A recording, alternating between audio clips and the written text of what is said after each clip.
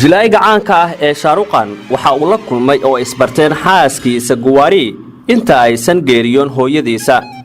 Waxa Shaaruqan iyo xaaskiisa Guwari ay isku barteen mar ay saxaabtiisa isku raaceen mid ka mid ah xalfadihii ay ka qayb galayeen. Shaaruqan waxa uu ahaa markaas wiil dhigtay mid ka mid ah jaamacadaha Islaamiga ah ee ku yaala dalka Hindiya.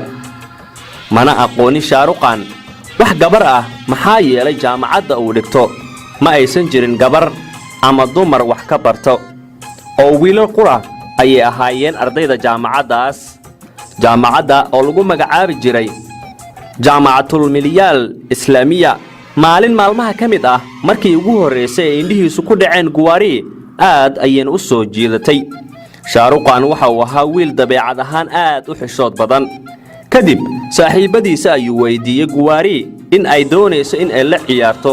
Shaaruqan wayna ka aqbashay. kadib waxaa bilaabatay ciyaartii qoobka ciyaarka ahayd.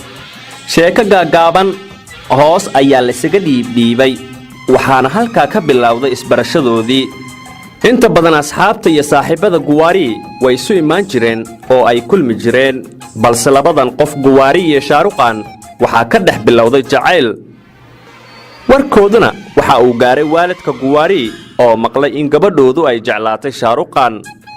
waxa ay durba go'aansadeen in gabadhooda halkan ay ka wadaan si loo kala fogeeyo iyada iyo duqan jacaylku ku dhex dilaacay dartiisa loona kala dadbo wajiyadooda.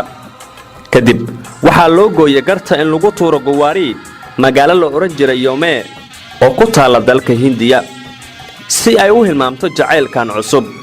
allow yaa u sheega naf wax jecel iyo waalid war isuma hayaane. inta aysan u anbabixin Yome ayaa waxaa la gaaray sanad guuradeedii waxayna ku casuuntay Shaaruqan oo ifka ay ugu jecleed aad bayna u qurxisay qolkii ay ugu talagashay in ay ku qaabisho. waxaa bilaabatay sheekadii ku saabsaneed tahniyadii iyo farxaddii. xalfadii qolka ayaa loo dhaadhacay. waxaa la isdhaafsaday hadallo macaan iyo kaftan jacayl ay ku dheehan tahay kaasoo meelo badan taabanaya. laakiin nasiib daro Guwari waa ay ooday qolkiina waa isaga baxday iyada oo ilmeynaysa.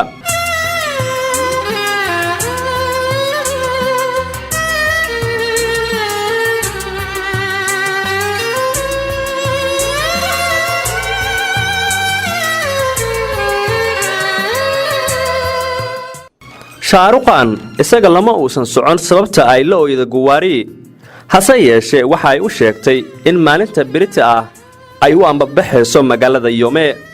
sababtuna ay tahay in isaga laga dhaqaajinayo oo qura. waa yaab iyo lama arag.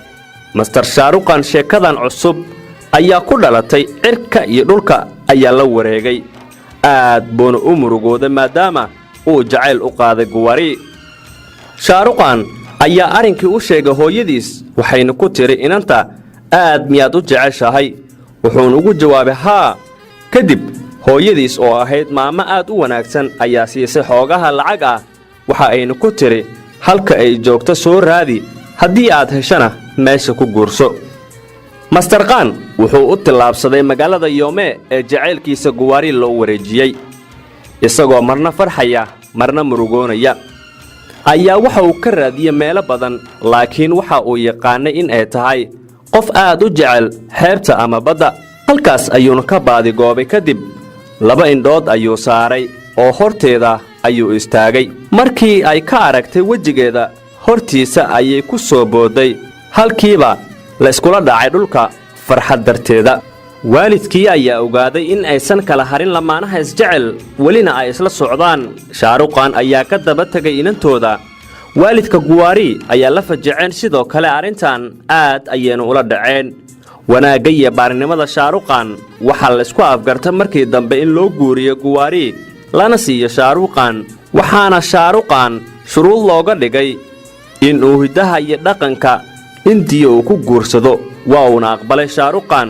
kadib hooyadiis waxa ay gooriyootay inta uusan guurka dhicin. hase yeeshee waxaa hooshu ay isku dhammaatay aqalna la wada galay sanadkii 1991.